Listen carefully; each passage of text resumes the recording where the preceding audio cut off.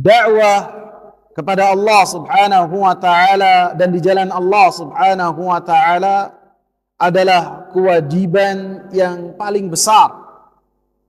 Sehingga di dalam Al-Qur'anul Karim Allah Subhanahu wa taala mengulang-ulang perintah untuk berdakwah di jalan Allah Subhanahu wa taala. Wa man ahsanu qawlan mimman da'a ila Allah. Siapakah yang perkataannya yang paling baik dari orang-orang yang berseru dan berdakwah di jalan Allah Subhanahu wa taala.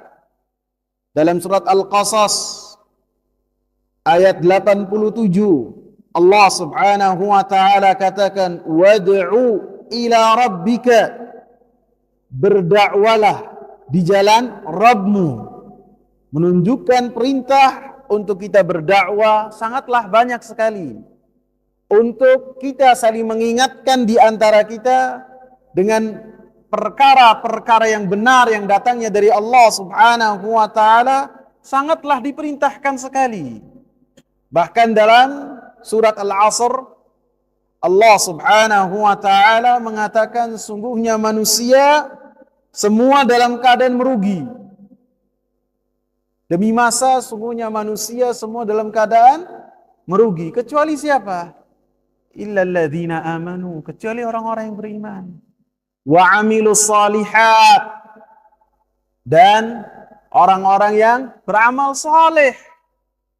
Kemudian wa tawasau bil haqq wa tawasau bis sabr. Yang ketiga dan yang keempat, yang mana mereka saling mengingatkan di antara mereka dengan kebenaran, dengan al-haq yang telah Allah Subhanahu wa taala turunkan, dan saling mengingatkan di antara mereka dengan kesabaran. Sehingga Rasulullah sallallahu alaihi wasallam menyebutkan tentang agama itu apa? Rasulullah katakan ad-dinu an-nasihah. Agama itu adalah nasihat. Itu menunjukkan keagungan dan kebesaran berdakwah di jalan Allah Subhanahu wa taala. Sehingga Imam Syekhul Islam Ibn Taimiyah rahimahullah beliau mengatakan, wa a'zamu ma 'ubidallahu bihi nasihatu khalqihi. Perkara yang paling besar yang Allah Subhanahu wa taala diibadahi dengannya adalah ketika kita memberikan nasihat kepada hamba-hamba Allah Subhanahu wa taala. Lebih-lebih apabila kita mengingatkan terhadap perkara tauhid. Perkara yang kita diciptakan oleh Allah Subhanahu wa taala untuknya. Untuk kita mentauhidkan Allah Subhanahu wa taala. Yang mana para rasul, para nabi berdakwah kepada tauhid. Setiap rasul yang telah Allah Subhanahu wa taala utus dari Nabi Nuh alaihi salam sampai Nabi Muhammad sallallahu alaihi wasallam, mereka semua adalah orang-orang yang lantang mengingatkan kaumnya, ani'budullaha ma lakum min ilahin ghairuh.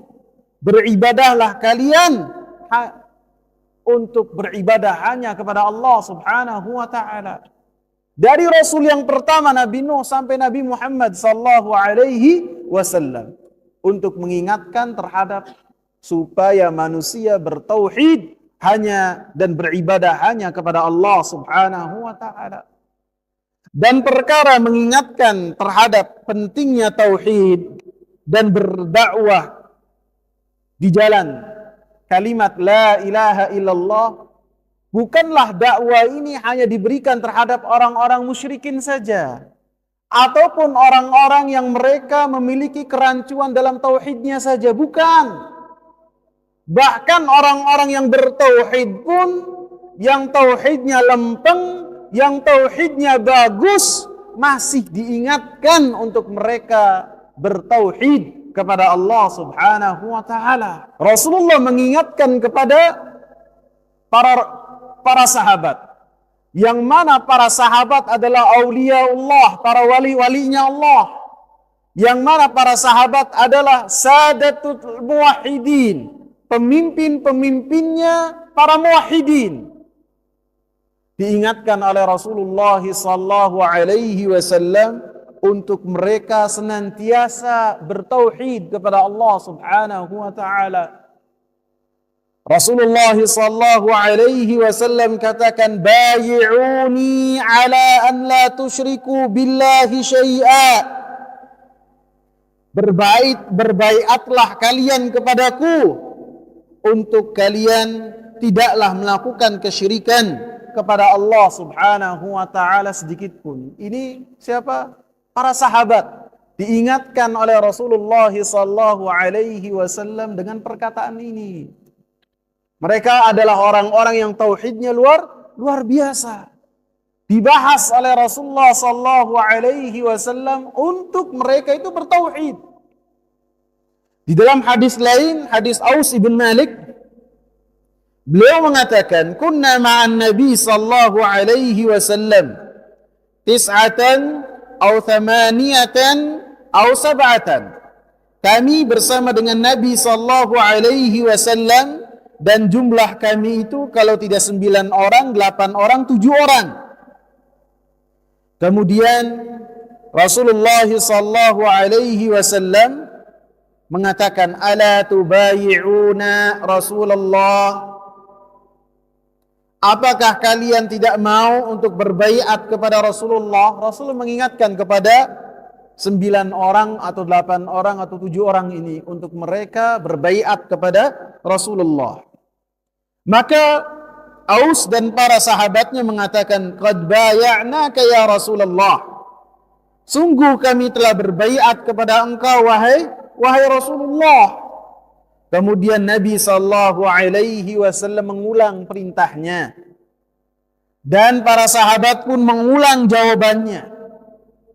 Kemudian hatta basatu aydiyahum. Kemudian 8 orang ini atau 7 orang ini atau 9 orang ini mereka menjulurkan tangan-tangan mereka. Sembari mereka berkata, "Qad baya'naka ya Rasulullah, fa'ala ayyi syai'in nubayi'uk."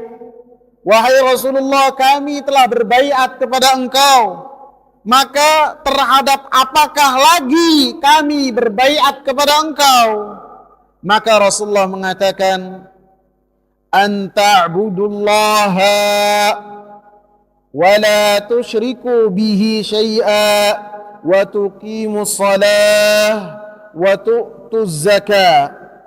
Kalian berbaiat untuk beribadah hanya kepada Allah Subhanahu wa taala dan tidak melakukan kesyirikan kepada Allah sedikit pun. Untuk kalian menegakkan salat dan menunaikan zakat.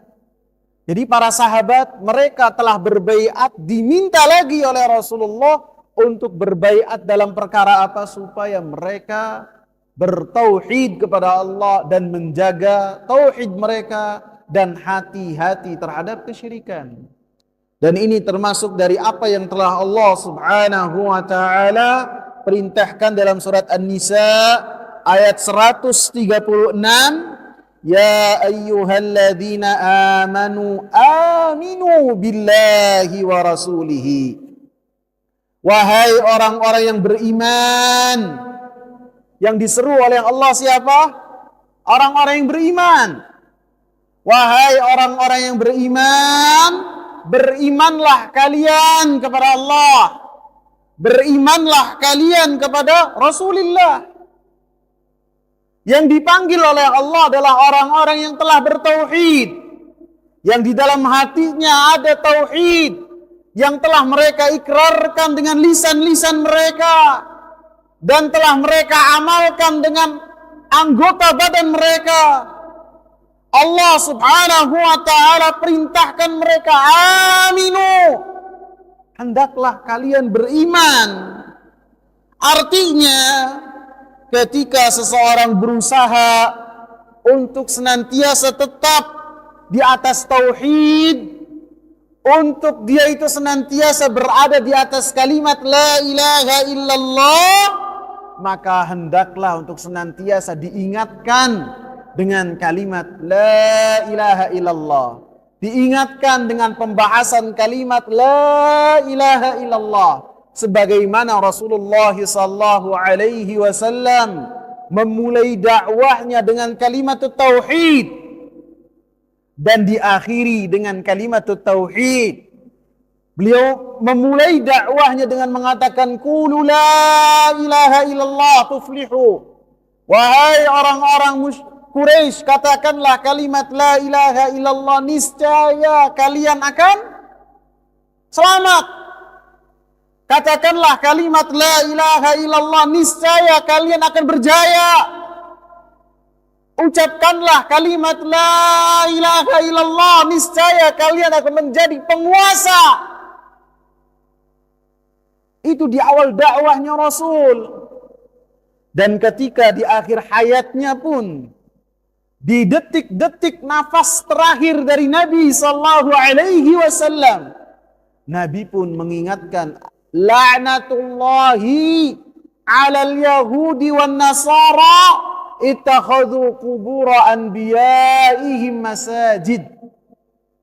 Laknat Allah, Allah berikan kepada orang-orang Yahudi dan orang-orang Nasara karena mereka menjadikan kubur-kubur nabi mereka sebagai apa? Tempat beribadah. Tempat mereka bermunajat kepada Allah Subhanahu wa taala. Dan di antara dua kesempatan ini Nabi sallallahu alaihi wasallam mengisinya dengan tauhid. Sebagaimana yang tadi kita sebutkan dalam dua hadis tadi. Sebagaimana kita membahas ketika Nabi sallallahu alaihi wasallam berbincang dengan siapa? Mu'adz ibn Jabal. Mu'adz ibn Jabal adalah ulamanya para sahabat. Nabi sallallahu alaihi wasallam mengingatkan kepada Mu'adz ibn Jabal hak Allah Subhanahu wa taala kepada atas hamba-hambanya dan hak hamba dari Allah Subhanahu wa taala apa saja? Yaitu beribadah kepada Allah Subhanahu wa taala dan tidak melakukan kesyirikan.